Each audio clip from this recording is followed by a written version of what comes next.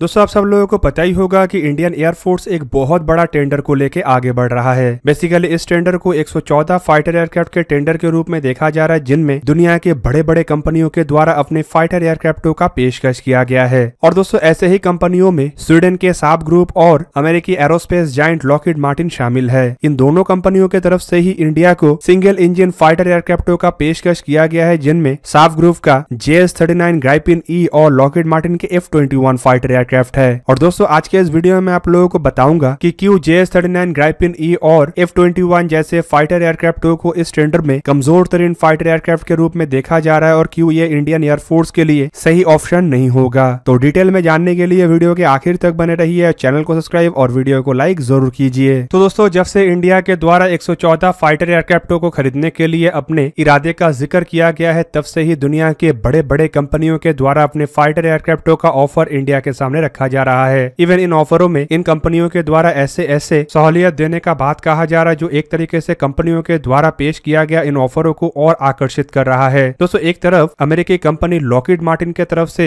F-16 की जगह में F-21 के नाम से एक नए फाइटर एयरक्राफ्ट का पेशकश किया गया और साथ ही साथ कंपनी का यह भी दावा है कि इन एयरक्राफ्टों को सिर्फ इंडिया के लिए निर्माण किया जाएगा और इंडिया के बिना अनुमति के किसी अन्य देश को नहीं बेचा जाएगा। दूसरी तरफ लॉकहीड मार्टिन का यह भी कहना है कि इन एयरक्राफ्टों में कुछ ऐसे कंपोनेंट्स भी है जिसका इस्तेमाल F-35 या फिर F-22 जैसे फाइटर एयरक्राफ्टों में किया जा रहा है। और अगर स्वीडिश कंपनी साब ग्रुप का भी ऑफर को देखा जाए तो कंपनी की तरफ से पहले ही बताया गया कि कंपनी इन एयरक्राफ्ट को भारत में मेक इन इंडिया के अंतर्गत निर्माण करने के लिए तैयार है। इवन कंपनी के कुछ बयानों के मुताबिक जो साब ग्राइपिन है ये भारत को राफेल के आधे कीमत में मिल सकता है। पर दोस्तों इस टेंडर में बाकी सभी एयरक्राफ्टों से ये दोनों एयरक्राफ्ट एक मामले में पूरी अलग है और वो है एयरक्राफ्टों में इस्तेमाल होने वाले इंजन। रिपोर्टों के मुताबिक इस टेंडर में जितना भी एयरक्राफ्ट शामिल है सब में से खाली ये दो ही एयरक्राफ्ट सिंगल इंजन वाले एयरक्राफ्ट है। और इस वजह से एक तरफ जहाँ पे एक इंजन होने की वजह से एयरक्राफ्टों का कीमत कम है, तो वहीं पे एक इंजन की वजह से एयरक्राफ्टों के मेंटेनेंस और सर्विसिबिलिटी का खर्चा भी अन्य एयरक्राफ्टों के तुलना में कम होगा। पर दोस्तों इतने बेहतरीन ऑफर और इतने बेहतरीन ऑप्शन के साथ एक तरफ जहाँ पे इन एयरक्राफ्टों को एक बेहतरीन दावेदार के रूप में देखा जा रहा है, तो कुछ ऐसे भी कारण है जिसके वजह से ये एयरक्राफ्ट शायद भारत के वायुसेना द्वारा ना चुना जाए। वैसे तो हम अभी से नहीं कह सकते हैं कि इंडियन एयरफोर्स इस टेंडर में कौन से एयरक्राफ्ट को सिलेक्ट करेगा और ये भी नहीं कह सकते हैं कि इन दोनों एयरक्राफ्टों को इंडियन एयरफोर्स के द्वारा रिजेक्ट किया जाएगा। पर अगर इन दोनों एयरक्राफ्टों के क्षमताओं को देखा जाए तो ये भारत के तेजस एयरक्राफ्टों के बराबर के या फिर तेजस एयरक्राफ्टों से कम क्षमता वाले एयरक्राफ्ट है। दोस्तों मैं यहाँ पे तेजस मार्क 1 का बात नहीं कर रहा हूँ, बल्कि तेजस मार्क 2 का बात कर रहा हूँ, क्योंकि तेजस मार्क 1 जहाँ पे लाइट कैटेगरी के एयरक्राफ्ट है, तो वहीं पे तेजस मार्क 2 एक मीडियम कैटेगरी के एयरक्राफ्ट है, जिनमें तेजस मार्क 1 के तुलना में अधिक क्षमता, अधिक पेलोड और अधिक रेंज है। और जिन मामलों में तेजस मार्क 1 पीछे रहा था उन मामलों को भी ये कवर करते हुए अब तेजस मार्क 2 दुनिया के बेहतरीनतम सिंगल इंजन फाइटर एयरक्राफ्ट के रूप में उभर के आगे आ रहा है। दोस्तों हाल ही के यूरेशियन टाइम्स के एक रिपोर्ट में यह भी खुलासा किया गया था कि कैसे अब एक्सपर्टों के द्वारा तेजस मार्क 2 एयरक्राफ्टों को दुनिया के leading single engine light category के एयरक्राफ्टों में बेहतरीन एयरक्राफ्ट का दर्जा दिया जा रहा है और इसका कंपैरिजन ग्राइपिन और चाइना के J-10C जैसे एयरक्राफ्टों के साथ किया जा रहा है। ऐसे में अगर भारत को अमेरिका या फिर स्वीडन से सिंगल इंजन फाइटर एयरक्राफ्टों को ही खरीदना है तो क्यों ना इंडियन एयरफोर्स के लिए तेजस मार्क 2 एयरक्राफ्टों को ही बड़े मात्रा में खरीदा जाए। दोस्तों यहाँ पे कुछ रिपोर्टों में यह भी बताया जा रहा है कि इंडिया संभावित 7 स्क्वाड्रन तेजस मार्क 2 एयरक्राफ्टों को खरीदे। और मेरा मानना यह है कि अगर सिंगल इंजन एयरक्राफ्टों को सिलेक्ट किया ही जा रहा है तो क्यों ना इंडिया के तरफ से तेजस मार्क 2 एयरक्राफ्टों के ही ऑर्डर को बढ़ा दिया जाए, ताकि वायुसेना में तेजस जैसे एयरक्राफ्टों को बड़े मात्रा में भी शामिल किया सके और कॉस्ट एफिशिएंट तरीके से ग्राइपिन और F-21 जैसे फाइटर एयरक्राफ्टों के तुलना में अधिक ताकतवर एयरक्राफ्टों को शामिल किया जाए। दोस्तों तेजस मार्क 2 खाली इंडिजीनियस एयरक्राफ्ट नहीं बल्कि भारत के स्वदेशी डिजाइन के एक ऐसा एयरक्राफ्ट है जिसका टोटल कंट्रोल भारत के हाथ में होगा। इसके ना ही स्पेयर पार्ट्स के लिए और ना ही हथियार के लिए भारत को अन्य देश के सामने मोहताज रहना पड़ेगा और ना ही भविष्य में उस देश के साथ रिलेशन बिगड़ने पे भारत को एयरक्राफ्टों को लेकर कोई मुश्किलों का सामना करना पड़ेगा। दोस्तों आपके जानकारी के लिए बता दूं कि तेजस एयरक्राफ्टों में ऐसा कोई भी फीचर का कमी नहीं है जो इन एयरक्राफ्टों को ग्राइपिन या F-21 से कमजोर करे। दूसरी तरफ कई लोगों का यह भी मानना हो सकता है कि तेजस मार्क 2 तो अभी तक डेवलप नहीं हुआ है और इसे इंडियन एयरफोर्स में शामिल करने के लिए कम से कम 5 से 6 साल का और इंतजार करना पड़ सकता है, तो क्यों तेजस एयरक्राफ्टों के लिए इंतजार किया जाए, बल्कि कोई नया एयरक्राफ्ट के रूप में ग्राइपिन या F-21 को क्यों ना शामिल किया जाए। तो दोस्तों आपके जानकारी के लिए बता दूं कि ये जो 114 फाइटर एयरक्राफ्ट का टेंडर है ये असल में make in India technology transfer और भारत में मैन्युफैक्चरिंग प्लांट को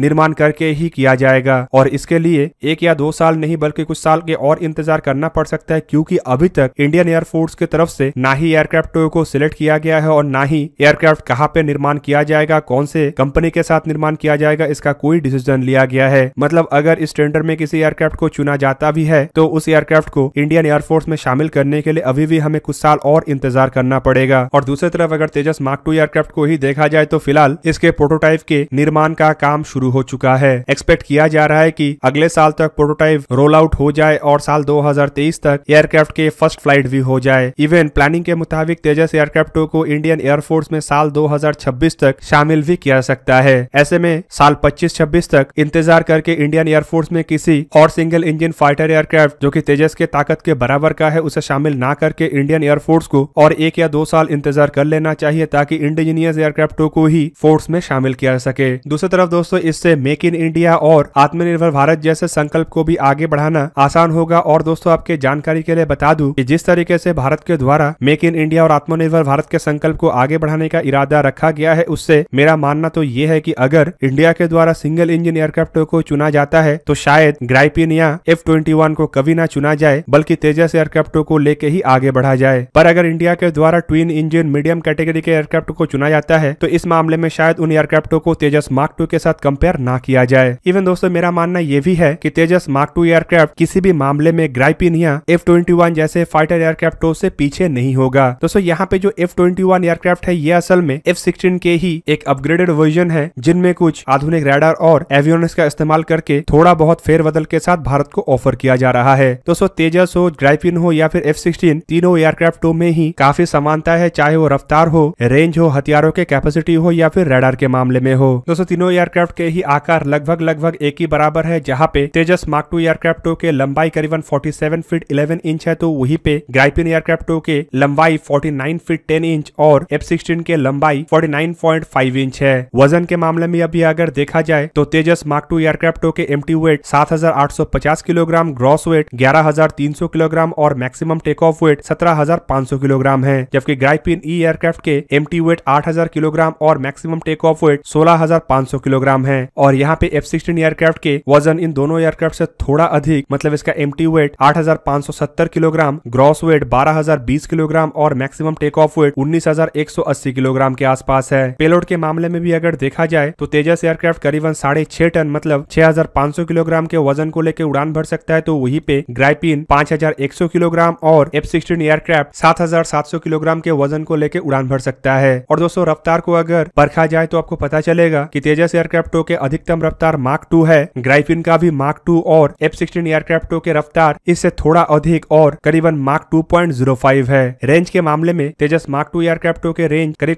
2,500 किलोमीटर बताया जा रहा है, जबकि इसके कॉम्बैट रेंज 1,500 किलोमीटर और ये एयरक्राफ्ट 3 एक्सटर्नल फ्यूल टैंक के सहारे 3,500 किलोमीटर तक उड़ान भर सकता है, तो वहीं पे ग्राइपिन एयरक्राफ्ट के कॉम्बैट रेंज 1,500 किलोमीटर और फ्यूल टैंक के सहारे ये 4,000 किलोमीटर तक उड़ान भर सकता है, जबकि F-16 कॉम्बैट रेंज के मामले में सबसे पीछे मतलब करीब 546 किलोमीटर है और इसके ड्रॉप टैंक के सहारे उड़ने का क्षमता 4,217 किलोमीटर है। मतलब दोस्तों आकार, वजन, हथियार लेने के कैपेसिटी और रेंज में तेजस एयरक्राफ्ट और इन दोनों एयरक्राफ्टों में ज्यादा कुछ अंतर नहीं है, जबकि रेंज के मामले में या फिर कहे तो कॉम्बैट रेंज के मामले में तेजस आगे है तो पेलोड के मामले में F-16 आगे है। हथियारों को अगर देखा जाए तो तेजस मार्क 2 एयरक्राफ्टों में करीबन 13 हार्ड पॉइंट्स होगा, जिसके सहारे ये air to air, air to ground और एंटी शिप मिसाइलों को कैरी कर सकेगा। इवन बताया जा रहा है कि इसमें भारत के द्वारा निर्माण किए जाने वाले हथियारों के साथ साथ इजरायली, रशियन, अमेरिकन और फ्रेंच हथियारों का भी इस्तेमाल किया जा सकेगा। जबकि ग्राइपिन ई एयरक्राफ्टों के पास सिर्फ 10 हार्ड पॉइंट है, जिनमें से भी एक हार्ड पॉइंट डेडिकेटेड रहता है पोर्ट्स के लिए और इसके सहारे ये जो एयरक्राफ्ट है ये ज्यादातर यूरोपियन हथियारों को ही कैरी करता है। F-16 एयरक्राफ्टों के मामले में हार्ड पॉइंटों की संख्या 11 है, लेकिन इन हार्ड पॉइंटों में से भी 2 हार्ड पॉइंट खाली पोर्ट्स के लिए डेडिकेटेड रहता है। दूसरी तरफ अमेरिकन एयरक्राफ्टों में मुश्किलें ये है कि इसमें सिर्फ अमेरिकन हथियारों का इस्तेमाल होता है। और दोस्तों आपके जानकारी के लिए बता दूं कि भारत के पास एयर टू एयर या फिर एयर टू ग्राउंड हथियार के रूप में इतना अधिक संख्या में अमेरिकन हथियार नहीं है। मतलब भारत के द्वारा अगर F-16 या F-21 एयरक्राफ्टों को चुना जाता है तो बड़े मात्रा में अमेरिकन हथियारों को भी खरीदने का आवश्यकता पड़ेगा, जबकि ये भी कहा नहीं जा सकता है कि अमेरिका इन एयरक्राफ्टों में भारतीय हथियारों का इस्तेमाल करने का परमिशन देगा कि नहीं, लेकिन एटलीस्ट ये साफ है कि अमेरिका कभी भी रशियन हथियारों के इस्तेमाल का परमिशन नहीं देगा, जो बड़े मात्रा में इंडियन एयरफोर्स में इस्तेमाल हो रहा है।